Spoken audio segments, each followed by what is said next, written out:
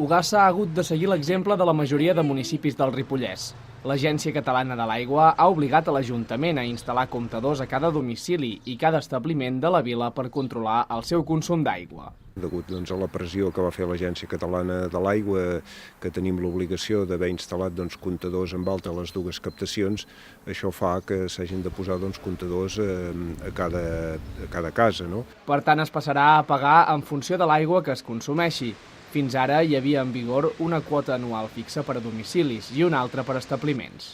Es facturarà en base al consum d'aigua que hi hagi. Qui més gasti més pagarà i qui gasti menys no pagarà tant. La instal·lació dels comptadors d'aigua encara a la recta final i, per tant, la mesura entrarà en vigor en els propers mesos. Ara s'acaben d'instal·lar ja tots els comptadors i es farà una primera lectura dels comptadors per començar tothom igual el mateix dia a comptar el consum d'aigua. El consum d'aigua a Ogassa es passarà a cobrar a través de 2 rebuts anuals, un per semestre.